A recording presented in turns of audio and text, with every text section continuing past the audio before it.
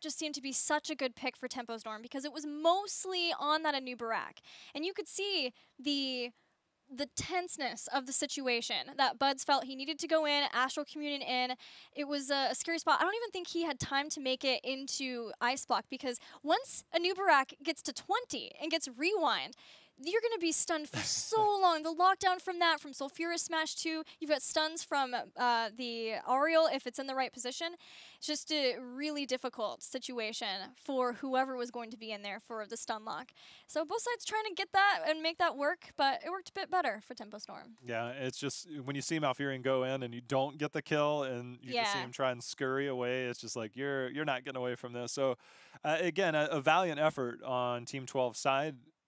This series, I feel, this could be a potential 5-gamer. I mean, these guys are just going back and forth. Team 12 could have easily won that game. I mean, the flanking Glaurung on the Molten Core to get the pick when they should have lost, and then they do get the keep top, and then Team 12 staying 2 seconds too long in the bot lane, and then again, they get the follow-up. I feel that's going to be a moment that Team 12 looks back on, and they're like, man, we got the keep wall, but did we really need to stay that long? They could have got the protector, got double up on keeps, and basically had a really strong hold on that game. But the minute that happened, it allowed Tempo to kind of get 20, get back in the game. That was a huge turning point, and it seemed like all the momentum was in Tempo's favor after that, and I feel like that was a big mistake on the side of Team 12. Well, let's go to the map pool because we want to get into the next draft. But there were so many plays from Tempo Storm that I wanted to highlight from that series too. Especially, you saw the long-range Dragon's Arrow, and it didn't quite work out with the Ragnaros there too. But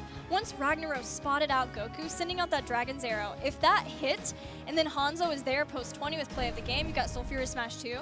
The range of having that with the Molten Core that we saw Glower in the mid and then still being able to get the Sulfuras Smash follow-up too made things really hard for Goku. We wondered how it would go for Goku. There was a lot of vision available, though Goku did a fantastic job, even going in and getting a kill underneath Molten Core. But I thought it was really awesome to see all of the different Molten Core plays from Glaurung. It seemed like that was a comp in a pairing that was very practiced for Tempo.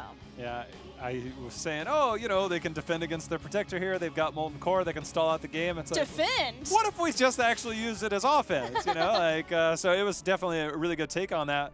Gilly, both teams have won on their map choice, and this map choice is on Team 12 side, and they are the ones that pick Towers of Doom. So we'll see if that trend continues to win on your battleground of choice. Yeah, Tempo Storm banned Tomb in this series, which makes sense. It is a classic for Team 12, but they banned Towers of Doom versus HeroesHearth. So like the Volskaya and picking that versus Team 12 when Team 12 banned it last week, Team 12 are flipping the table.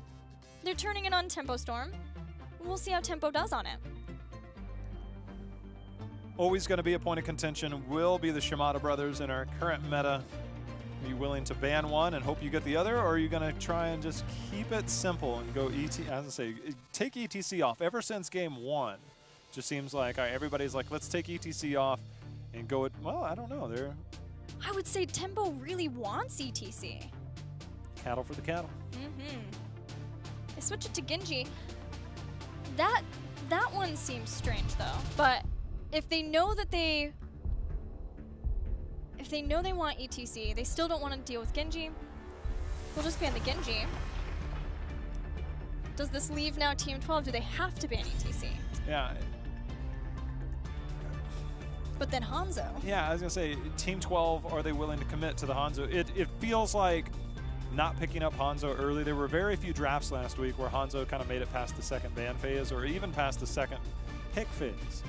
And so it feels like, are you willing to commit yourself to a Hanzo pick? Because if you give up, yeah, I mean, this falls into the same realm of territory. We could be looking at the ETC Lucio combo, which we've got some stuff to talk about there. If we ever get it. If we ever get it. But Team 12 hasn't played Hanzo yet. Yet. Are they willing to play it here? They ban Abathur. Now Hanzo and ETC both up. Lucio too, but we haven't been breaking it down all series. ETC seems, in the way that we've seen North American meta evolve, ETC seems way too likely for them to pass up. I mean, I'm watching Europe this morning, and it's just like, ETC who? And then we come to North America, and it's all ETC all the time, and he's still going to be one of the most dominant warriors that we have in the game, just the playmaking potential alone. 81% win rate last weekend, second highest picked hero, but they'll let it through. 13 out of 16 games, Gilly. It's not like it's just like a small handful. We're talking 16 games he was played and won 13 of it. That is an impressive number. Let the games begin. Well. Greymane Medivh. Let the games begin. Now Tempo Storm has to be thinking, and thankfully, they have Glaurung on their team. What's the setup with Medivh? Is it the Diablo and Towers of Doom? What else is possible? Stitches. That it is. The old Stitches portal, the Kidnapper strat. A lot of games last year for Justin on Stitches. Nubarak, Stitches, Arthas were kind of his top played, with ETC, Diablo, Johanna being a little bit more situational behind that. A lot of it was because some of those heroes would be banned against them or banned their composition-wise, so kind of limited the Diablo-style pick that they like to go. But ETC is really nice for trying to push people away from getting to the portals. Does incredibly well. You get the level 4 talent for the increased knockback, and it helps. And we have another Tassadar game.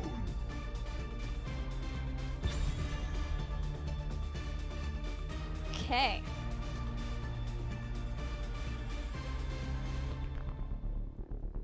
Some concerns for Team 12. Don't know who Glaurung's hero is yet. Greymane's lost the last 2 games. He's at, what was he at? 26%. In game 1. Coming to this. Did Greymane make it through in game 1? Yes. No, he was banned. Yeah, okay, he was banned. So he's lost the last 2. We're going to see if we can try and turn things around. I mean, it just, you know, his best pairing so far has actually been with Uther between Europe and North America. Of course. In week 1, they had a 5-1 win rate. Outside of that, it's been pretty terrible. So obviously that helps. We'll see if Medivh can kind of fit a similar role and kind of complement that Greymane dive style. And Uther himself is still up too. Just kidding. Team 12 will ban it. Does that mean we might get a more flashy Zeratul plays? Oh, it was Diablo. Garrosh, portals can put him in a better position to get a Wrecking Ball. For taunt too. Yeah, multiple reasons. Man, I don't know. Which of those is a scarier combo? I mean, we look. Garrosh is rough with the siege, trying to siege into him, taking the kill zone. We talked about Stitches. It's very unappealing. The natural agility for Hanzo, depending on the position, can get out. Dimensional Shift, Burrow Charge. Those are 3 heroes that make it really difficult to lock down. Uther does give you that protection if you do get pulled in, by giving you that armor if you can't get out, including the Divine Shield if needed. So the Uther pick might be hinting at that.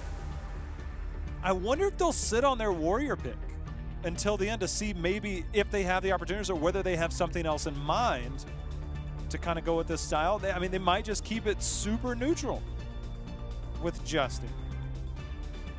Got no ETC still.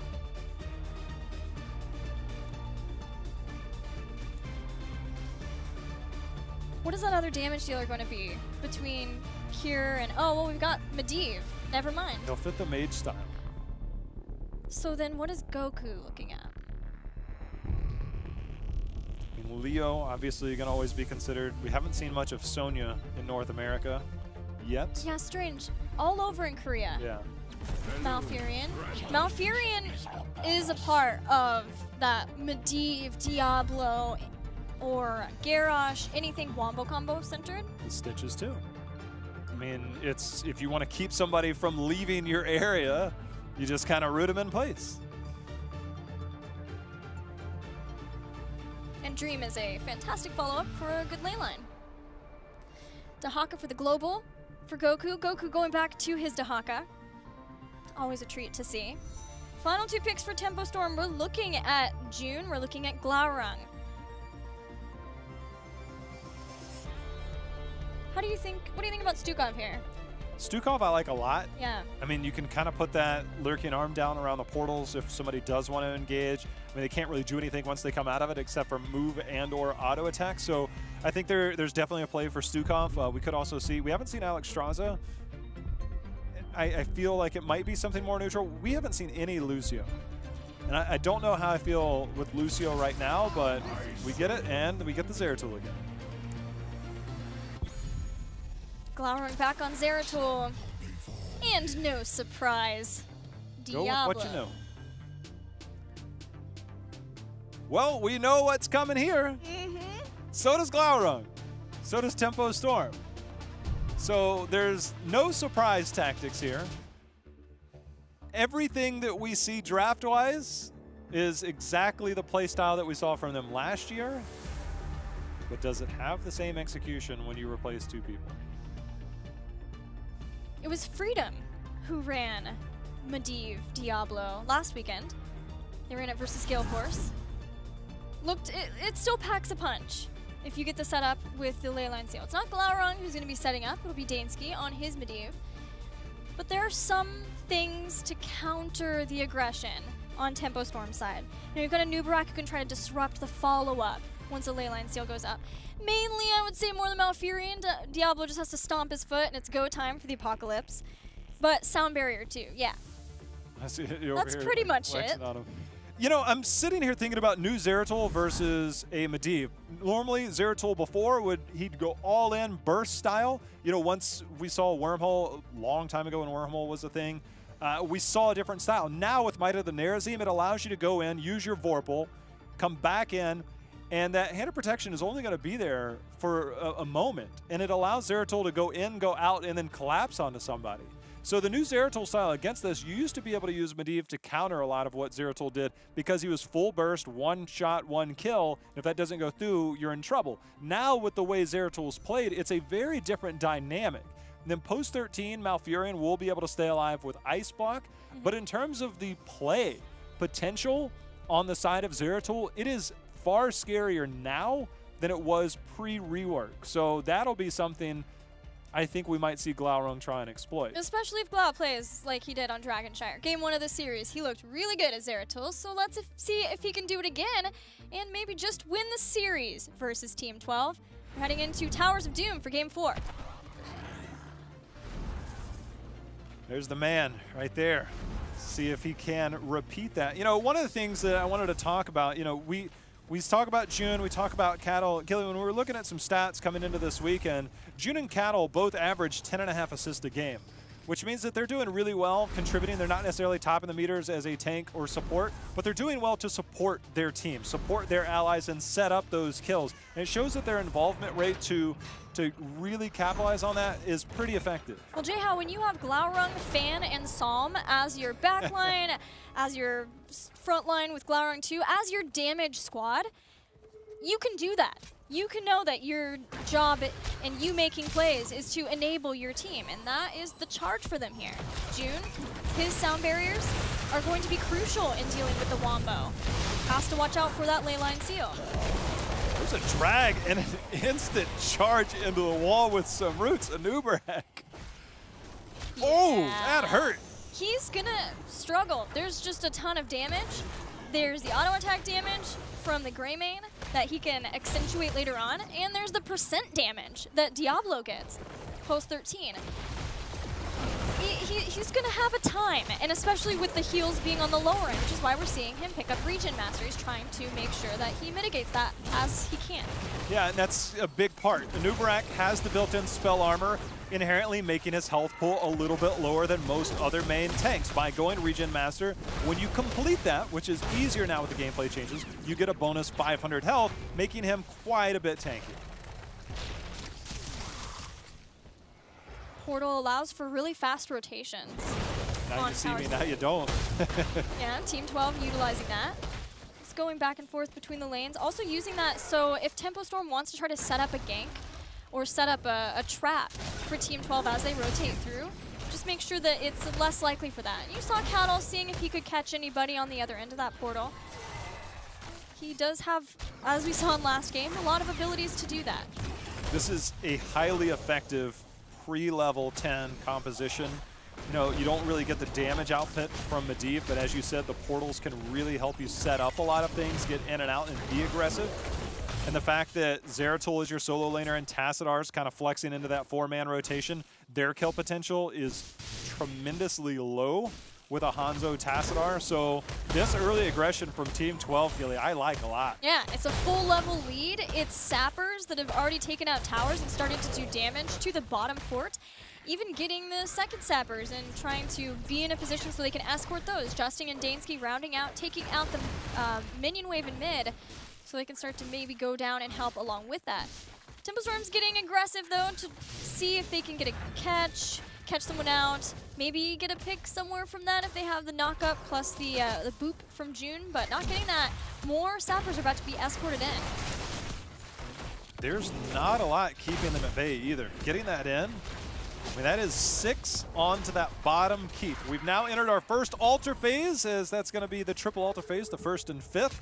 So we'll keep an eye on the impact of that. But Kelly, we're looking at almost a full level lead already for Team 12. Insanity, just so fast, rotating between mid and bot, doing that critical amount of structural damage.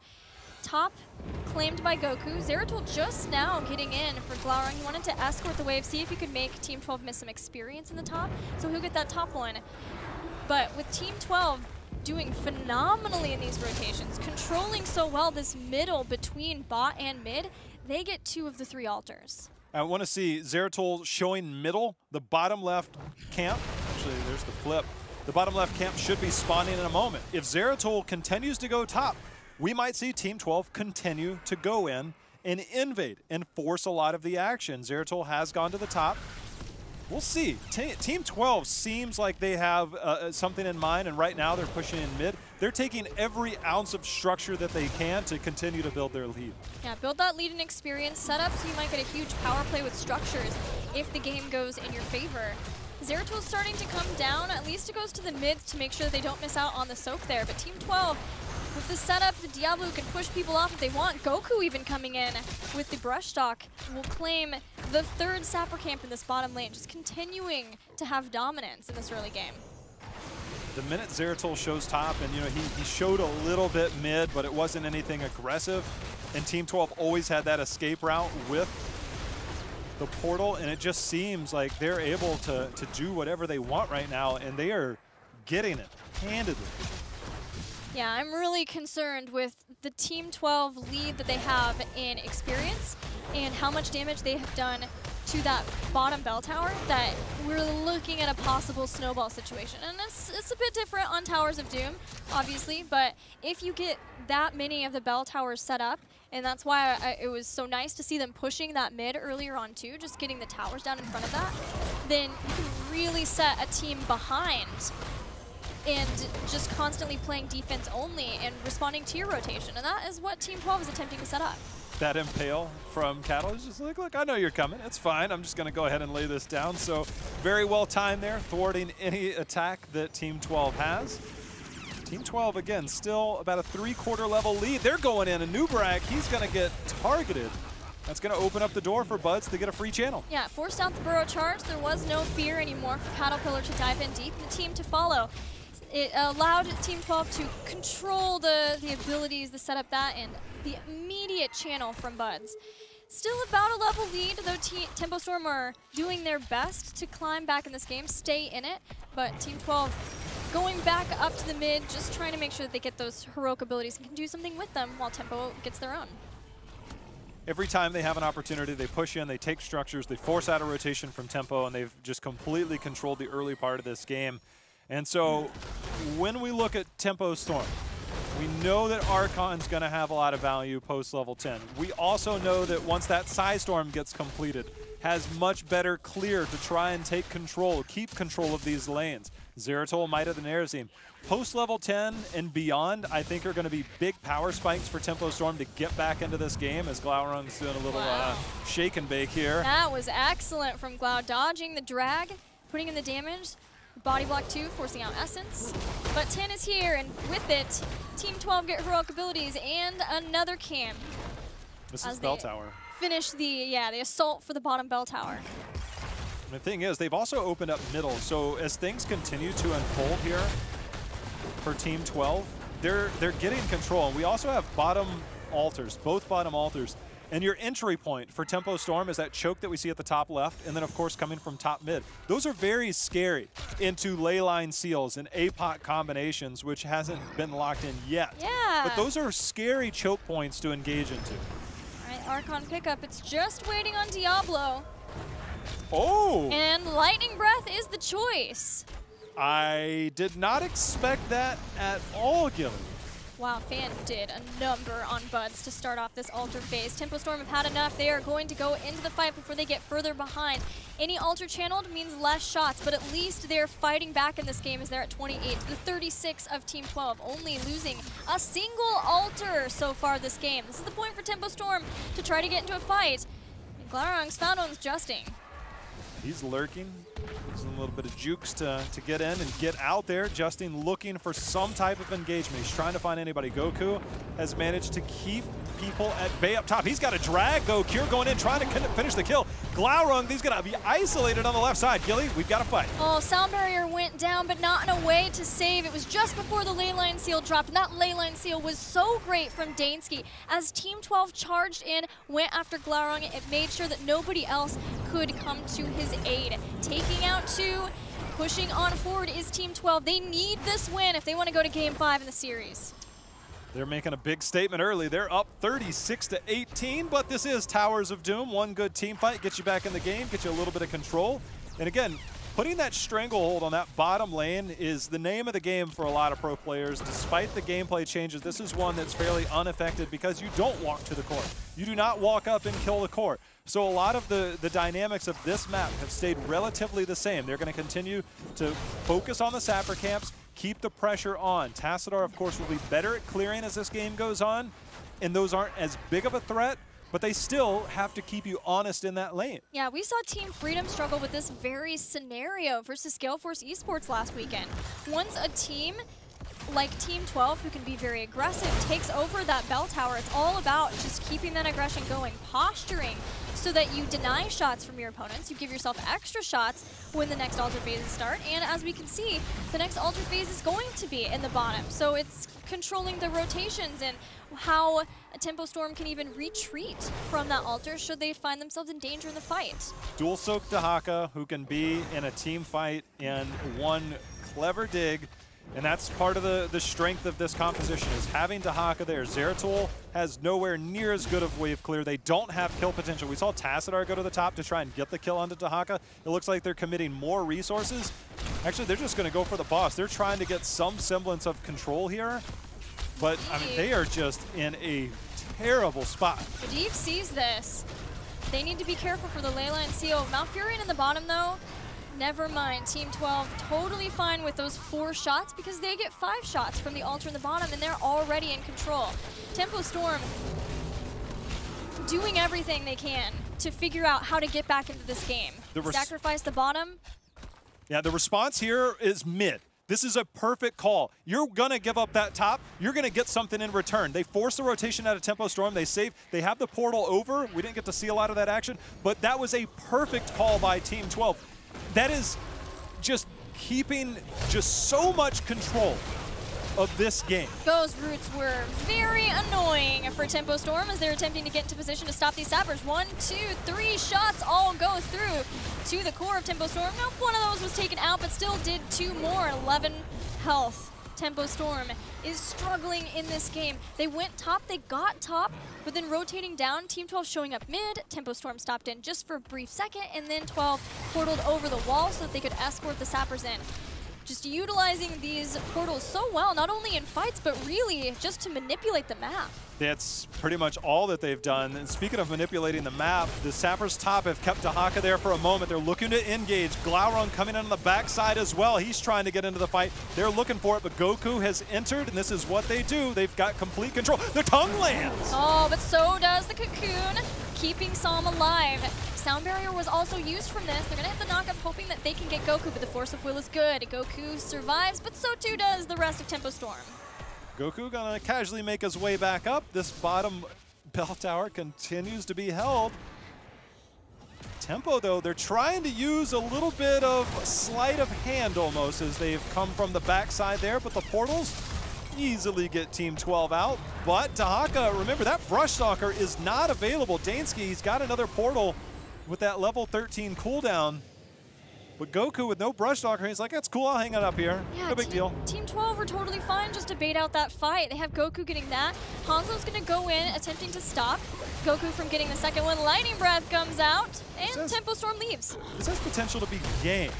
If Dahaka's managed to get that top one, which I'm not sure will happen, but they get 2 out of 3, it's a tough spot. If they get the next 2 here, this is game. Tempo's too low. They're way too low. They don't have sound barriers. Zeratul's fallen. Butch gets the channel in the bottom. It's just Som versus Goku as Tassadar heads up, hoping that Tempo Storm at least stalls out the rest of this game. This is problematic for Tempo Storm. This whole game has been problematic. Are you ready for a game 5, Gilly? Oh, I am so ready for a game 5, just as I would hope for a series between Tempo Storm and Team 12. Let's see if Tempo Storm can hold right now. They found a Buzz. Ice block is there. It's going to keep him alive. Twilight Dream in return. The sound barrier is June going in for the swoop and boot, getting the kill. Cure trying to get the counter kill onto June, but June does make it away. We have a 4 versus 4 in Tempo Storm. They said, wait a minute.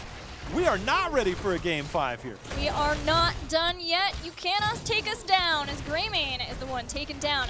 Portal in the back as Justin runs in. June is just speeding everywhere away. He sees red and he just runs to a wall as fast as he can back to his team. Cattle channels this out. Tempo Storm is caught up in experience. We're looking at 3-28 though. They need to get control of that bottom. That is exactly what they're doing. The bottom left bell tower, fairly low. You can get these, get control. This is the mystique of Towers of Doom, is just when you think, hey, you got a 5 versus 4, your name is Team 12, all you gotta do is channel 1 altar, it's game over. Tempo Storm turning the tables here. They've got a long road to go, but they are very much in this game. Get the second camp. They're working on taking out the bell tower. Camp's gonna run in. They still have 2 shots in the bottom. Dahaka in the top, taking Zeratul back the bell tower. Diablo almost died there. Like, Diablo almost died there. Pretty low in health. Zeratul, Glaurung trying to fight back, get his team back in this game. They've got 16. Now's your time. And a level lead too. Keeping an eye on a portal. Leyline still is up. The whole wombo, kit and caboodle for Team 12 is up. Got a pretty even game, and we look, Gilly, double altar phase will be up at the top. We saw that Lightning Breath was used to zone out a bit, use that force of will, keep him protected, and then try and zone out and get damage. All you need is 1 if you're Team 12 here. Boss, double altars, all in the top. Tempo Storm starts the boss. Force it. Yeah, force that fight. We've got Leyline, though. I mean, Dahaka? Leyline. Great boop. Oh, man, great boop. The cocoon, everything starting as the battle goes down. Caterpillar in so much danger as the lightning breath burns down the bug. Cure jumping in on top of Fan now. Slow down in. Leyline comes out. Glaurung trying to keep his team alive. The flip's going to go over, but the Twilight Dream will blow up Zeratul. We've got scattered arrows, though, in return. This is not over just yet. Justine taking the portal out. Bud's trying to zone out. The boss has been leashed. It is still a 4 versus 3, but the health on the side of Team 12. They're going to tap and look to re-engage. Tempo Storm cannot afford to give up this channel. Justine looking for an opportunity. He's going to get poked down for the moment. But look for a portal and Dansky to try and go in and see if they can force some action. Fans starting to step back to see if he can channel, knowing that Team 12 did go back momentarily to stall out. That might just be the ticket. So I'm going back through. Goku's zoned. Everyone's zoned away from Goku to channel this. Nobody's stopping him. Hanzo goes down. Team 12 is taking us to game 5, the first series of the weekend. It's a dominant game there by Team 12 to send us to that 5th game. This is a back and forth series if there ever was one. We saw the schedule last week, Gilly, when we closed out the show. We open up this weekend with this series, and it is living up to the hype, to say the least. That it is. Game 5, I would have it no other way between these 2 teams, not when so much is on the line. when you look back at who is in the #1 seed as we go to Western Clash, this will absolutely play into the advantage of the team who wins. It may not be that either of them is #1, but at least when we're looking at who is going to the Western Clash or who even is ahead of the other one, because you know these two teams are big contenders for ones who get to go. Big contenders. I mean, Psalm's already talking about going to international events. Team 12 expects to be there. Both, basically everybody's watching is expecting these teams to go. So without a doubt, I think this right here, this series, as you said, big implications in North America and, of course, going into the potential clashes. Yeah, and especially because other teams who have their eye on that #1 spot or even a Western Clash spot are looking at this, trying to figure out who is the team to beat then to get that spot. And that comes down to the team who loses this series, or if you want the #1 spot, you gotta beat both of them at some point. And I know Freedom's keeping their eye on this series too, as they have to face Tempo on Sunday. So there is a lot riding on this one. And it all comes down to one game. We're going to a commercial break. After the break, Game 5. This is the Heroes Global Championship.